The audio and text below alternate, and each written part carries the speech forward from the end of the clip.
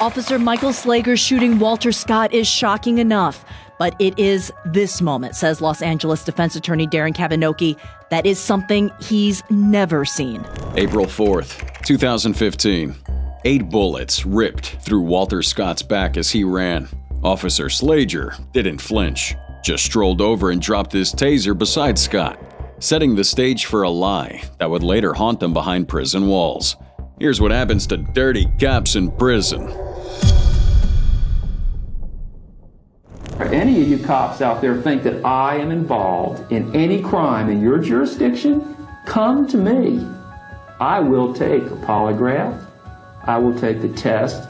You can take my fingerprints, whatever you want to do. I'll cooperate. July 21st, 1972. Bound to a tree on Hutchinson Island, 2 teenage girls sobbed as Officer Gerard Schaefer smiled with a rifle in his hand. He said it was just a lesson. But hours later, both are dead, buried by the very man who swore to protect them.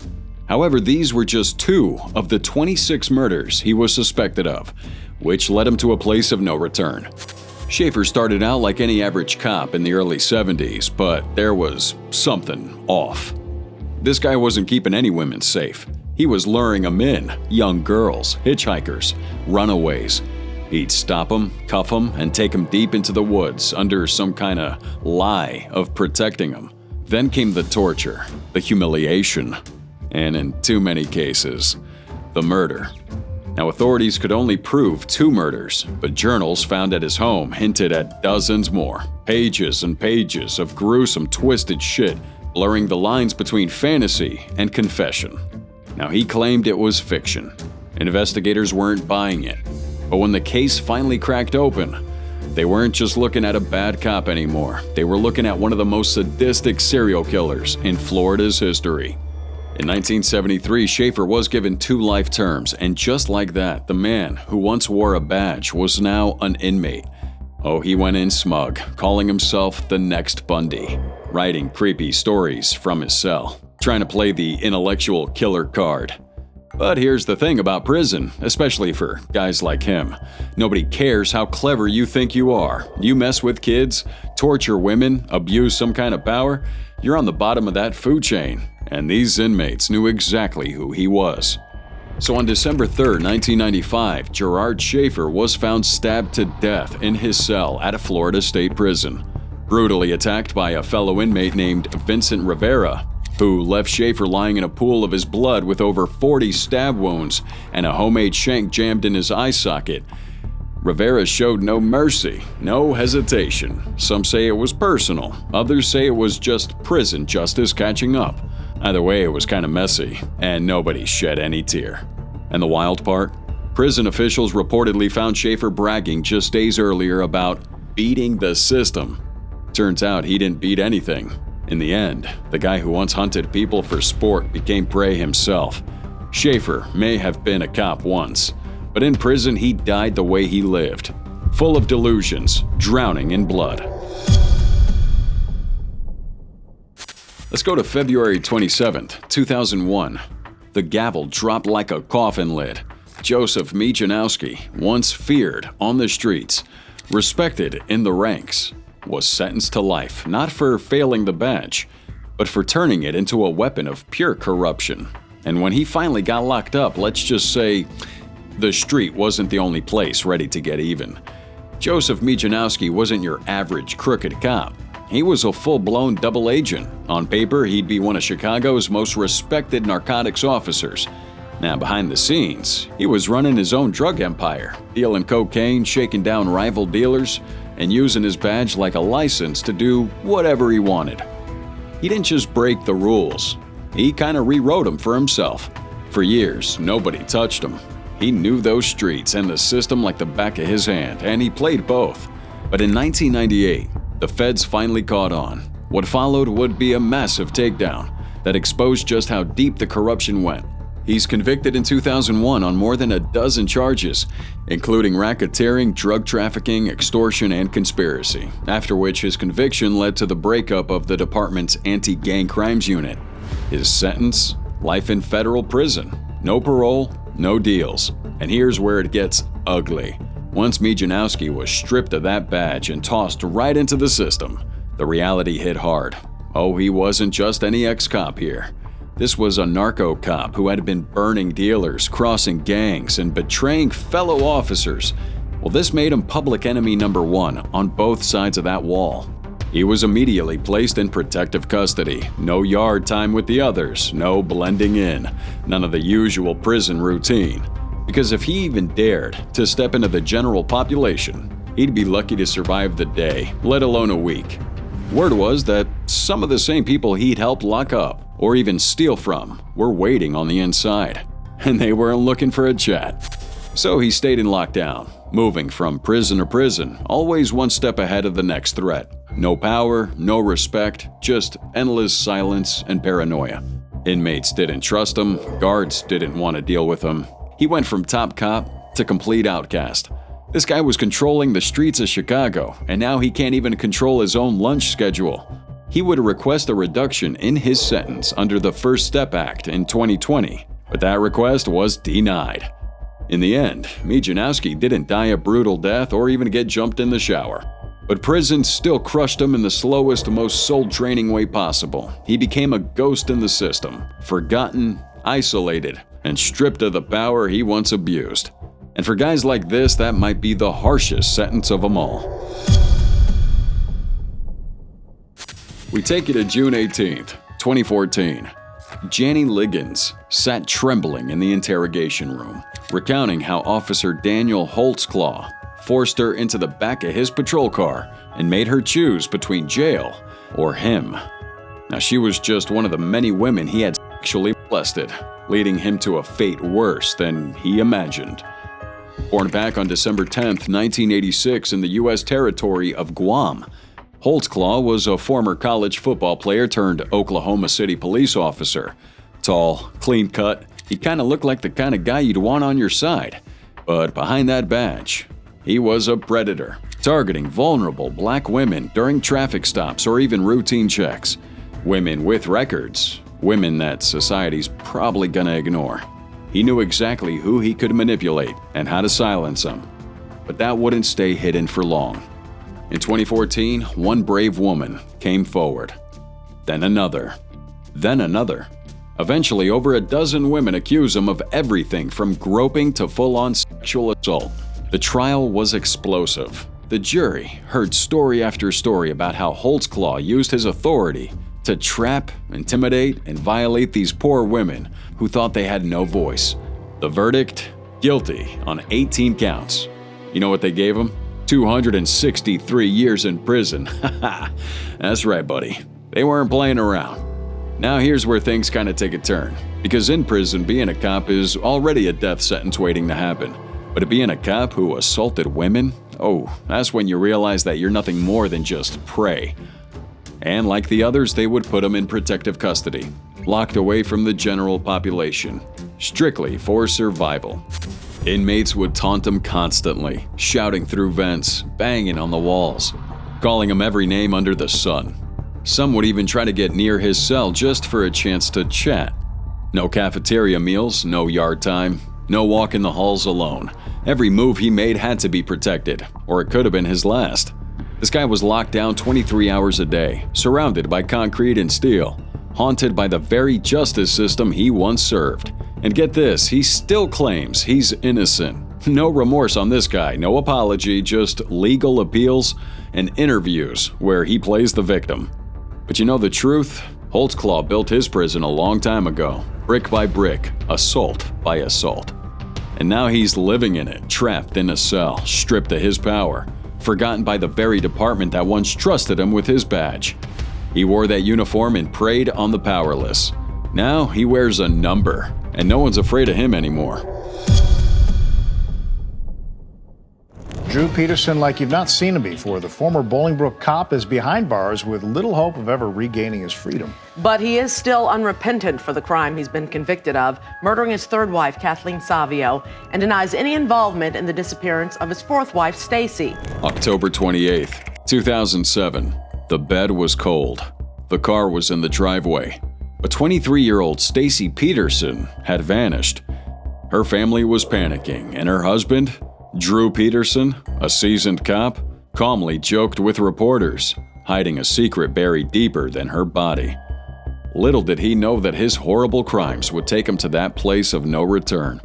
Born back January 5, 1954, in Bolingbrook, Illinois, a suburb of Chicago, Drew Peterson, a former Bolingbrook sergeant, carried himself like the rules didn't apply, because in his mind, they didn't. Married 4 times with a trail of suspicion right behind him, this guy thought he was invincible.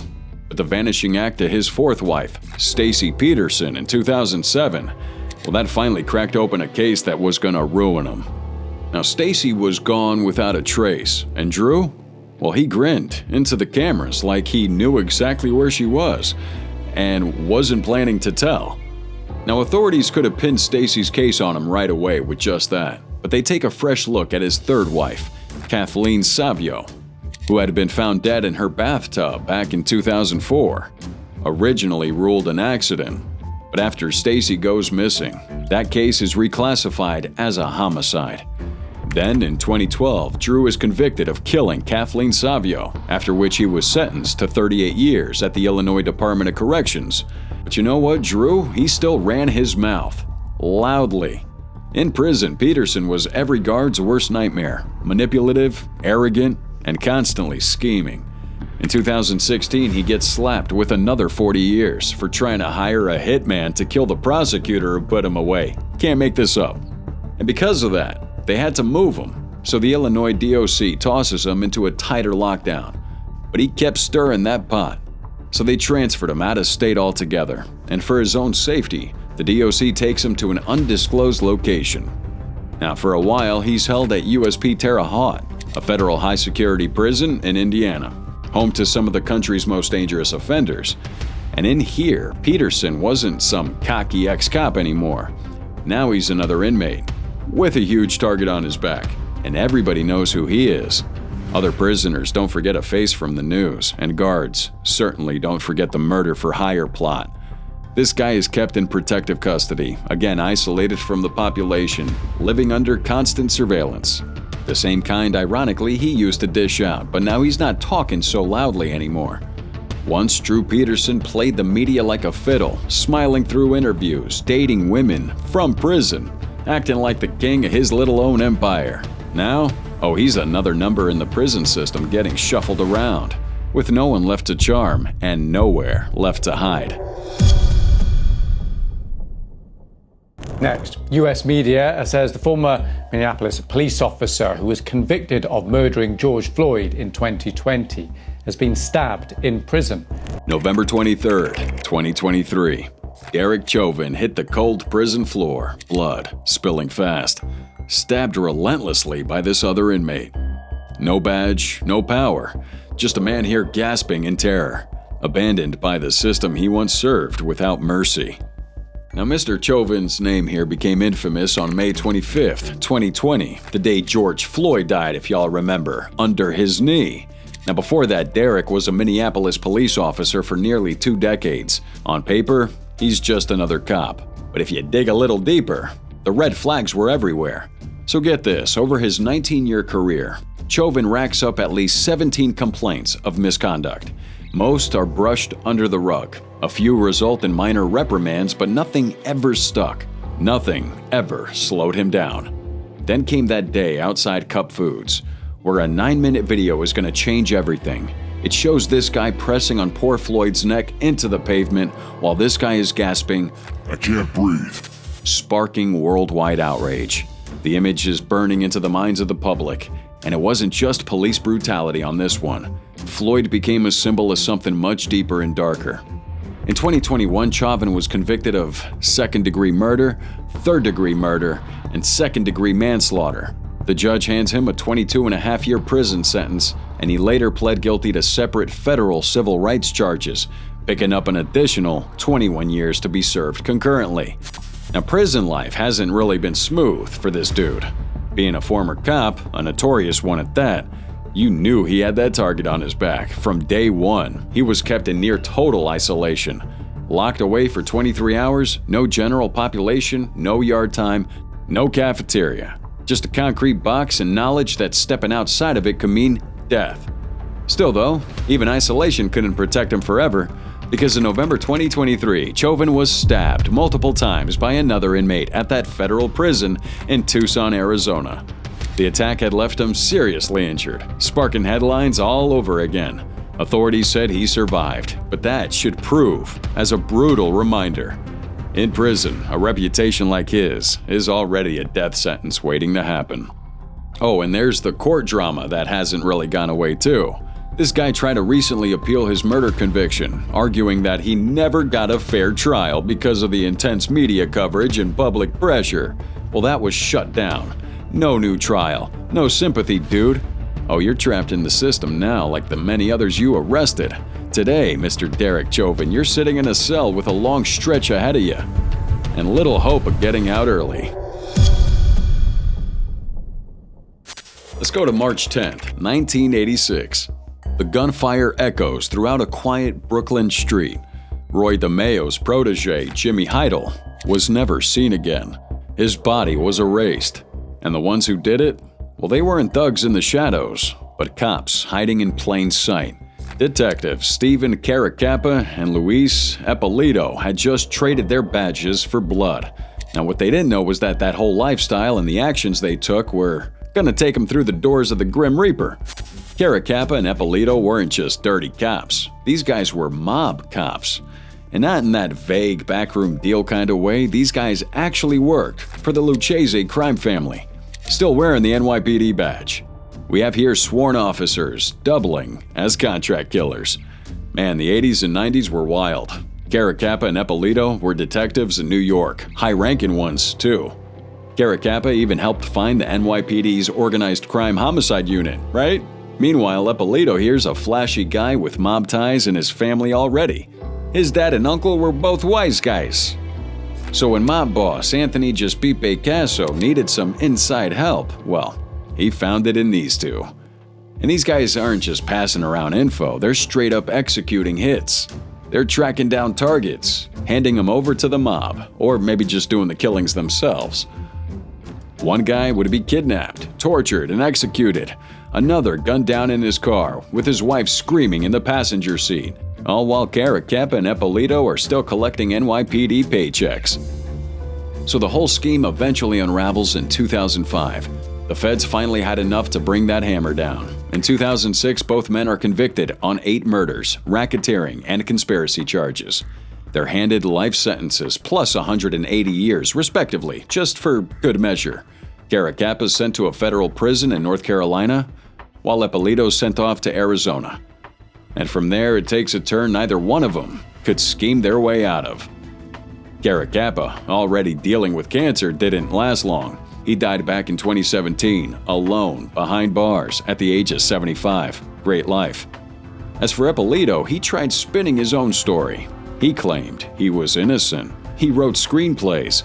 Seriously, he loved Hollywood, even playing a cop before in movies before his arrest. But his health declined as well, and in 2019, he died of natural causes while still incarcerated in Tucson. Memorials? No. How about tributes? No way. Just a cold end for 2 men who thought they could play both sides forever. Their story is one of the darkest stains in NYPD history. Just goes to show you what happens when power's abused and trust is sold to the highest bidder. Forget about it. After Stephanie graduated from UCLA, she joined the LAPD in the early 1980s. Stephanie I. Lazarus. She seemed to excel and do well in specialized assignments, but it was always competitive. February 24th, 1986. Sherry Rasmussen lay beaten and shot on her living room floor. A bite mark seared into her arm. The final act of rage from someone she likely knew. Upstairs, we had shattered glass telling a story of a forced entry. But the real story?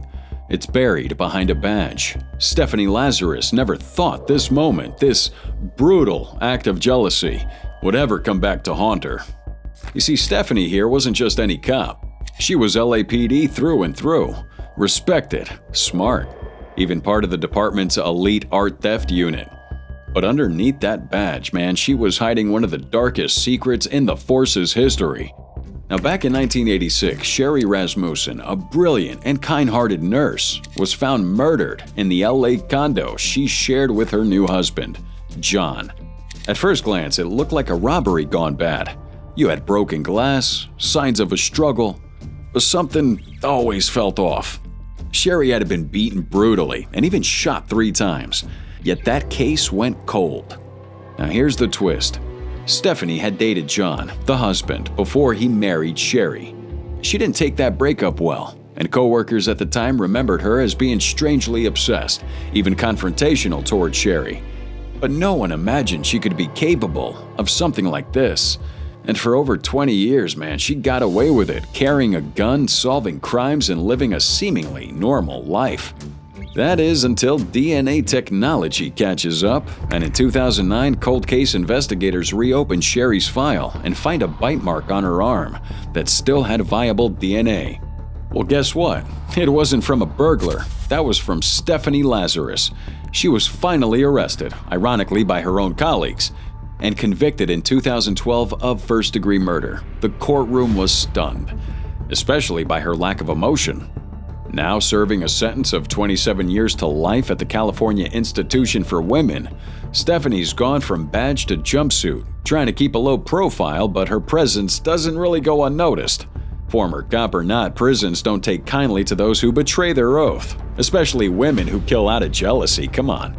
Now, she hasn't spoken publicly, but that cold demeanor during trial and the way she tried to manipulate investigators during questioning left a lasting impression. Now, she wasn't just calculating, she was downright chilling. Some inmates reportedly just avoided her. Many others didn't even know who she was, but those who do, they remember that face from the news. That mask of composure that hid a decades-old murder. Stephanie Lazarus goes from decorated detective to convicted killer, and no matter how many walls she tries to hide behind now, the truth already caught up to her, and she is locked away for good.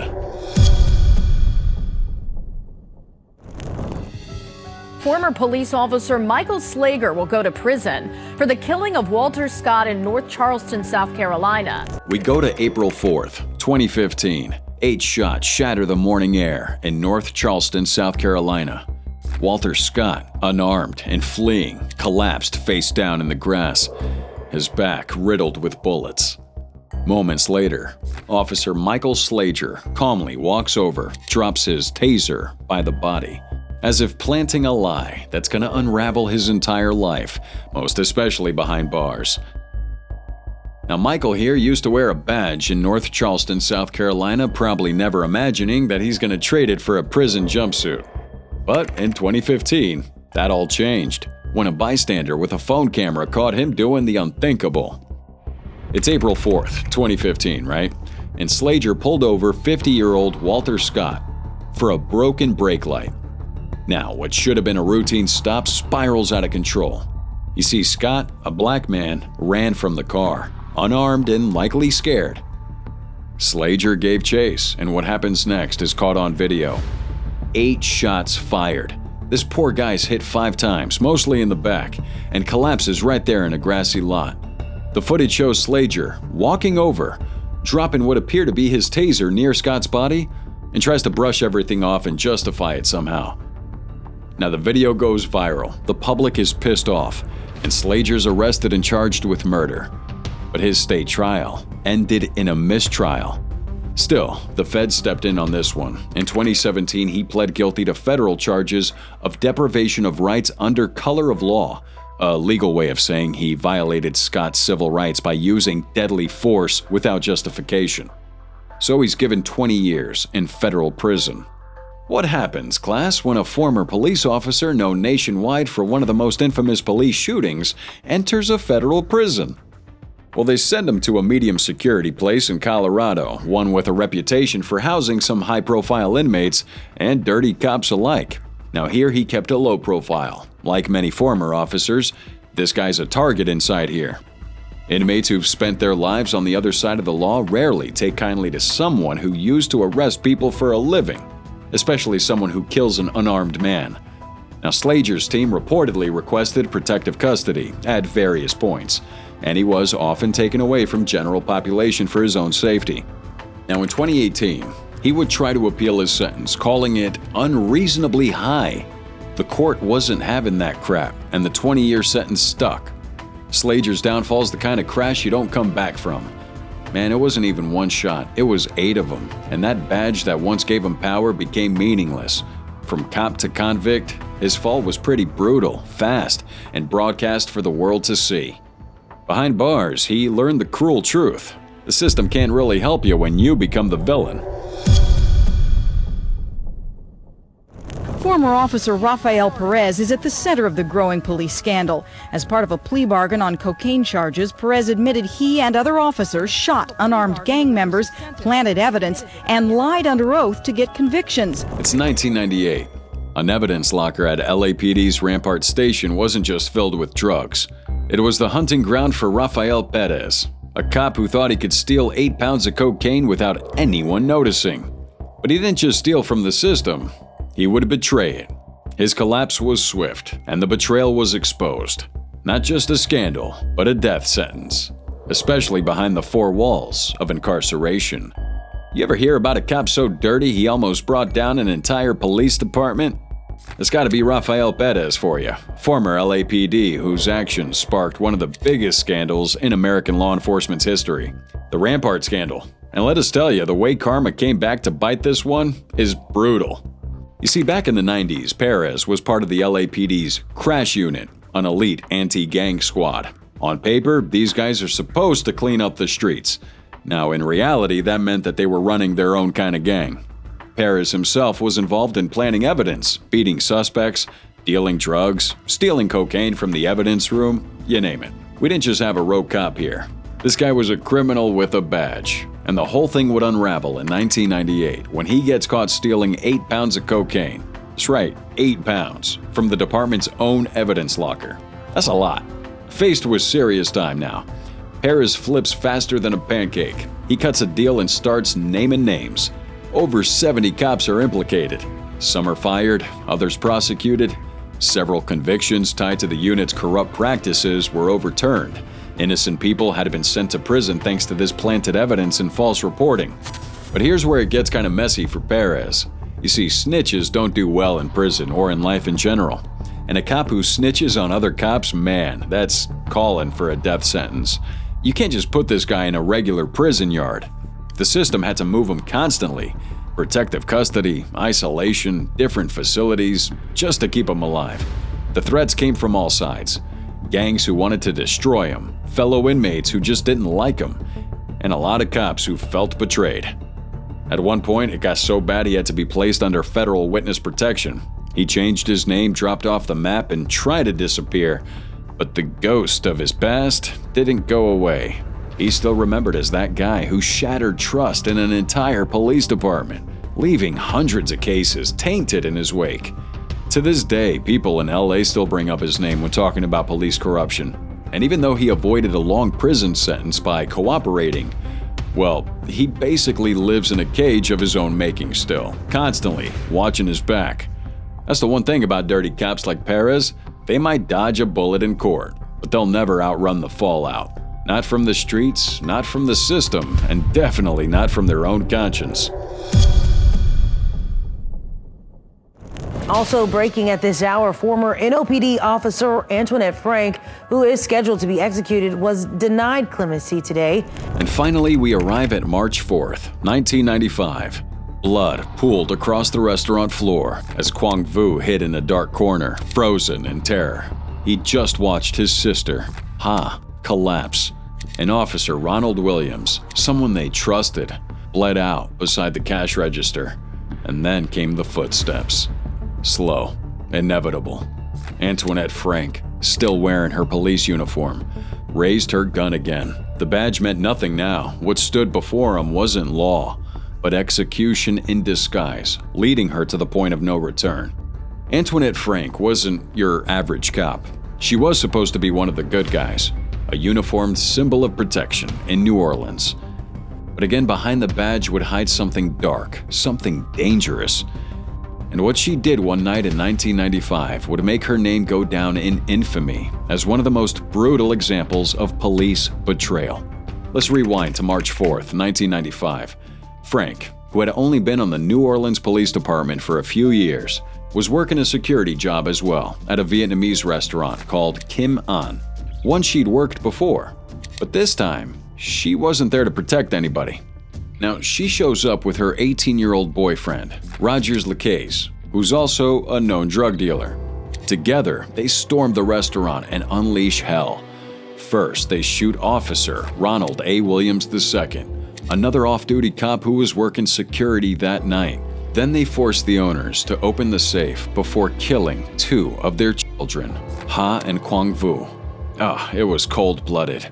And the cherry on the cake, Frank returned to the crime scene later, pretending to be shocked and ready to investigate.